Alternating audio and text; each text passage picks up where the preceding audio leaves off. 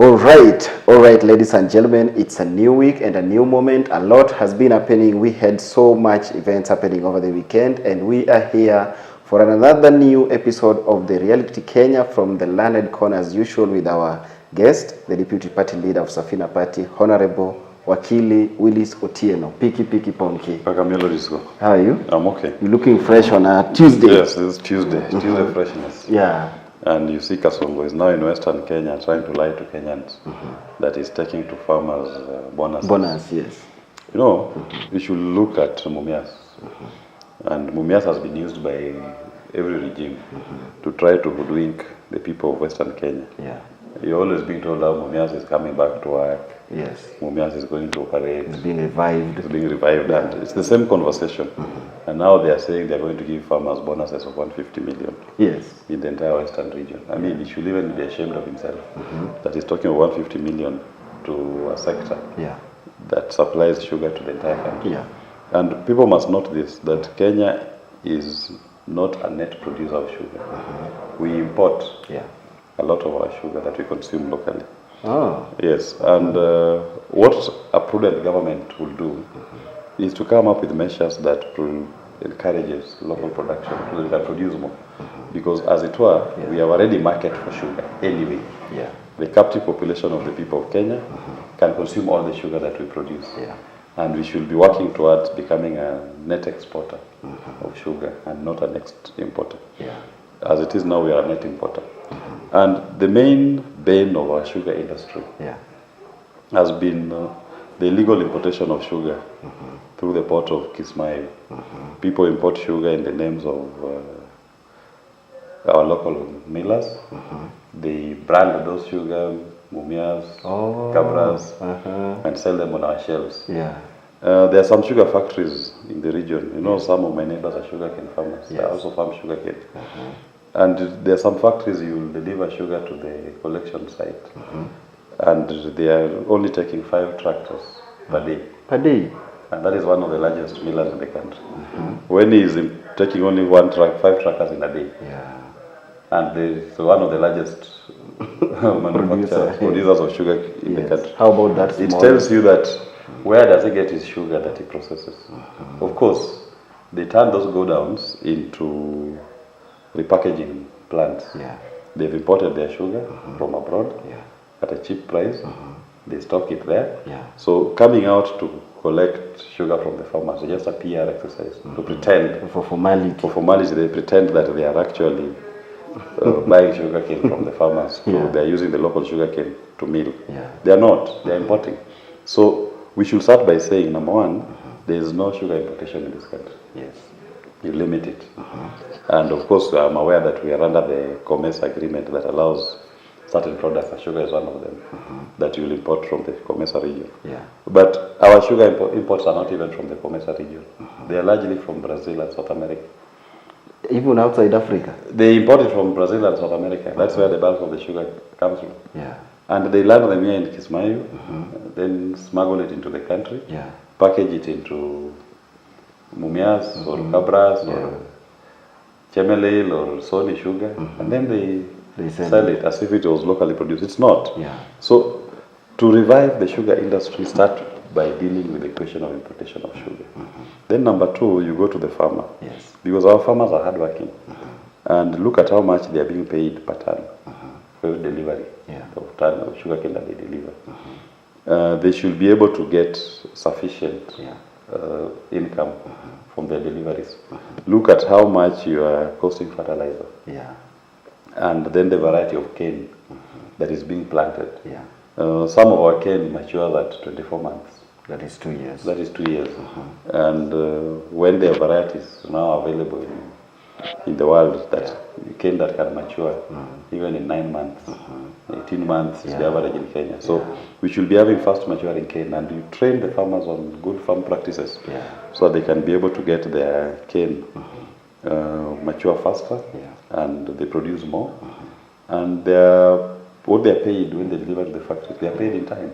Go to Chemelil Sugar. How much does Chemelil Sugar owe the farmers? Go to Sony Sugar. How much do they owe the farmers? sugarcane farmers are owed a lot of money. It's running into billions of shillings. Yeah. Then you go and try to launch 150 million Kenyan shillings as a bonus. Don't even give farmers bonus. Start by paying them what is owed to them. Yeah. Clear all the outstanding debts. The ones which have been outstanding for more than 10 years. Yeah. Still exist. 10 years. Over 10 years. Farmers in the sugar belt. How much farmer in the sugar belt? Yeah. They are owed, some are owed more than 10 years back. Clear all those outstanding debts. Yeah. Empower these farmers. Train them. Stop the illegal importation of sugar. Yeah. If you are to import any sugar, it should be done purely by the sugar millers to cover the deficit. Yeah. And you only cover that deficit once you've optimized your production. Yeah. As it is now, the mills are not running every day. Yeah. The mills are always closed. But Kenyans are consuming sugar every day. There is no day Kenyans stop consuming sugar. Yeah. They consume sugar on their breakfast tables every single day. And these sugars are branded from those millers. They are branded from those millers, but they are imported from abroad. Yeah. So it is the Brazilian farmer who is benefiting. Yeah. Then you come and tell us that you are giving us 150 million Yeah. as sugar bonus. That's nonsense. That's nothing. Yeah. Pay the farmers what is duly owed to them. Yeah. That is where we should start the conversation. Then you move to what is the hindrance, what is the handicap that is stopping our sugar sector from growing. Yeah. You start by stopping the illegal importation. Look at the variety of cane that farmers are using. Yeah. Encourage good farm practices. Okay? Yeah. Then let the farmer be paid the equivalent amount of his input. Yeah. Because you can't be paying us 6,000 per ton. Some companies are even paying 3,500 per ton. Per ton. And this amount has been there since 2012. Yes. Today. And we've had inflation. Yes. So the farmers are not getting value for their money. Yeah. And that is what Kasongo cannot do.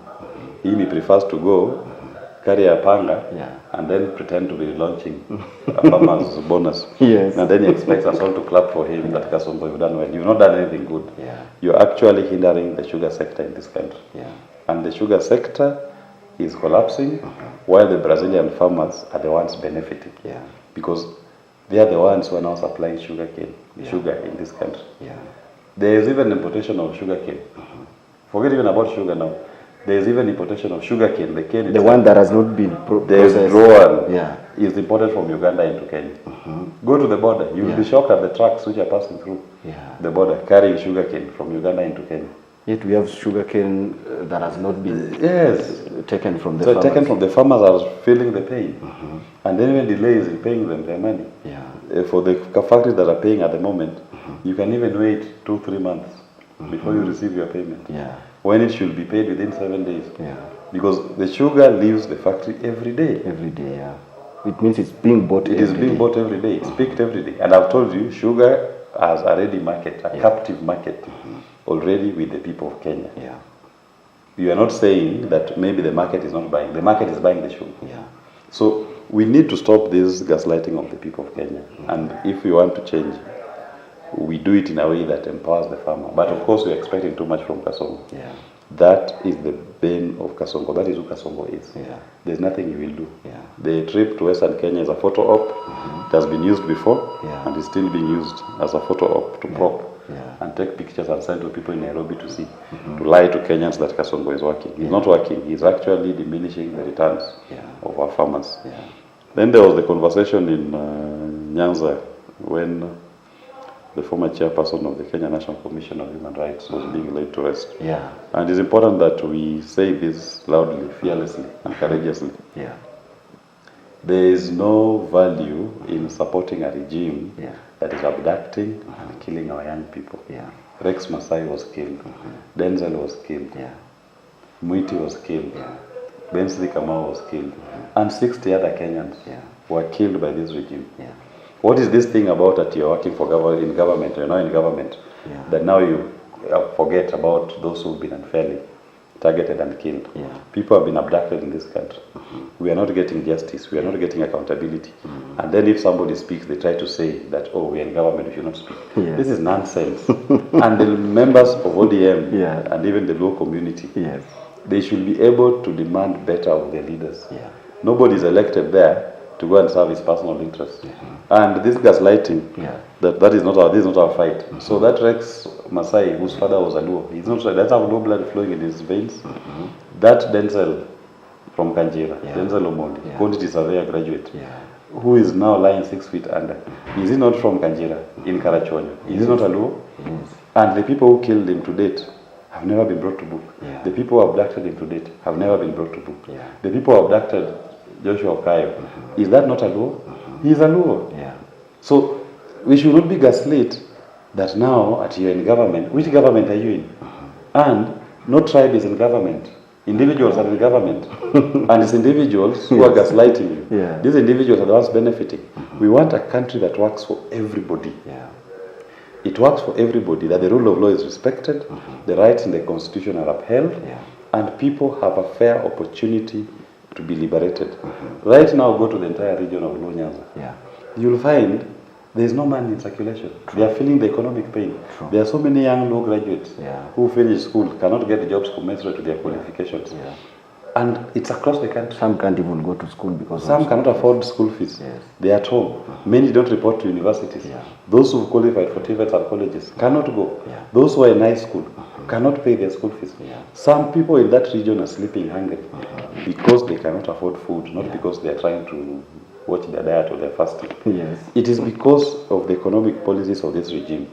So if there are individuals who are eating, just eat in peace. Don't try to drag the tribe into it. And we must call you out. If you are eating for yourself and your family. All that the Kenyan people are asking and demanding is that the government must make sense to all of us. How many kidney patients in Luo Nyanza cannot access dialysis today because shift nonsense is not working? Cancer patients who cannot get services. Then when you ask them, they tell you, oh, Sijui, my driver called me, shift is working, there are challenges. A kidney dialysis patient cannot wait. These were people who are accommodated in NHIF and were able to get their dialysis as and when it was due. Now, we are going almost 3 months. Some of them cannot access dialysis. They are now resorting to fundraise on WhatsApp. And these are people from the entire country. You find them from across the country, even in Luo Nyanza, even in Kalenjin land, even in Kikuyu land, even in amongst the Mijikenda. So we cannot allow politicians to try to gaslight us into tribes. There is nothing tribal about our predicaments. It is individuals who are incompetent and they are not able to deliver to the Kenyan promise. They are not able to serve the people of Kenya as per our constitution. And there is no tribe that is immune to this incompetence. And those who are trying to gaslight the people of Kenya, I have a message for you. The key people of Kenya are woke. Want to see Wajinga. Wajinga walierevuka. And as it is now, they know what works for them. If you are feeling good, if you have a flag, you have a big car, you have a comprehensive private healthcare system, good for you. You can continue maintaining them. But don't lie to us that because you are feeling good, now everybody else should clap for you. And when these members of parliament give you examples about those to whom Chief and Shah is working, I've been waiting in patience to hear them giving an example of, I took myself to a public facility and I used my Chief share card. They never mention, they just talk about other people. None of them uses that Chief share. And they cannot give you an example of a single member of parliament. And I challenge members of parliament who are in this country. Let one of them show me that he was sick. He went and Shifsha worked for him. Don't tell me about a taxi driver, about you, your maid, your friend. Tell me about your colleague in parliament. You are 419 of you, 418 of you there. And you are also just humans, you fall sick. Tell me one of you in that August house who has ever fallen sick and gone to hospital and used Shifsha and it worked for him. That is when we can know that it's working. But it's not working. The sweetness of a pudding is in the eating. The Kenyan people are the ones experiencing the challenges and the pain of Shifsha. We must reject this and don't allow any tribal conversation to distract us from the quest for a greater Kenya. Kenya shall rise, Kenya shall be great. Without this Kenya Kwanza, William Ruto and these cohorts who are occupying space and not serving the people of Kenya. Actually, people were making fun the other day when Nakuru governor said she's on maternity leave, that they expect her to use Shifsha. She expects, when the Nakuru governor is on maternity leave, she takes her first class flight to America to go and deliver in America. And yet, she expects Nakuru mothers to go and deliver in those facilities that she's in charge of. Why can't she lead by examples by going to those very facilities? Because the blood that runs in the veins of Keika is the same blood that runs in the veins of those Nakuru mothers. So you expect that if you want those mothers to be using that facility, you should be the first one to use that facility. Go to that facility in Nakuru and deliver there. After delivery, you can take your holiday in America. But why is it that when it comes to delivery, you deserve a better service in the US, paid for by taxpayers' money, and yet your people in Nakuru, then you condemn them to facilities which are now derelict, which have been run down. That is where ordinary folks are supposed to deliver. But you think you're Ruto'S, your delivery should be done in America. No, this is cheating the people of Kenya, and Kenyans should call them out. Let public officials go to public facilities where they expect the rest of Kenyans to go to. And let them all go there. And if the standard is that them, when they are sick, they are flown out of the country, then apply it to everybody. Let everybody be flown out of the country and receive the same quality of care that you are receiving when you are out there. You cannot just be coming here for purpose of extraction to take away our money. And then when it comes to your care, you pursue it elsewhere. Why don't you do it here in Kenya? I expect to see members of parliament led by the speaker, Wetangula, at Kenyatta National Hospital, receiving care there and paying for that service using shift share. It cannot be that when they are sick, they are flown out of the country. Are these not Kenyans? Or are they superior Kenyans? There's nothing special about these people. They are just you and I. There's nothing special about them. And the pain that you feel when you are pinched is the same pain they also feel when you are pinched. They are pinched. The pain you feel when you are sick is the same pain they feel when they are sick. So why should we have differential treatment in this country? So if it works, let it work for everybody. And we cannot have a certain class of citizens who to them, their care is private hospitals or they are being flown abroad. Everybody should use these public facilities. As long as you are earning from public offers. Exactly. And still in Nakuru County, we also saw human rights activist Ray, that is Richard Otieno, who was actually axed to death the other day. And he has been at the forefront of the Gen Z revolution and, criticizing the government and all that. And that has now even started to instill fear among the Gen Zs who have been spearheading this kind of revolution. The people of Kenya and the Gen Z should not fear. These are the kicks of a dying horse. Every regime that is oppressive has gone through this format. They're using the same template. Assad even bombed people in his own country. When the time came, Assad left. He is now living in exile. He used bombs even to bomb his own people. So this should not scare anybody. Those of us, or those of you who will remain, will make sure that you liberate this country.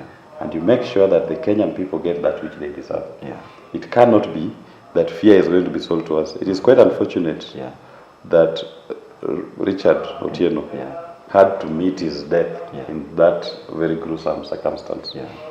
But the best honor we can give to Richard as he lays in peace is to not relent, is to live true to the ideals for which Richard lived. And one thing about Richard which I admired most, Richard was a Luo, living in Molo, fighting for the rights of the people in Molo and the people of Kenya.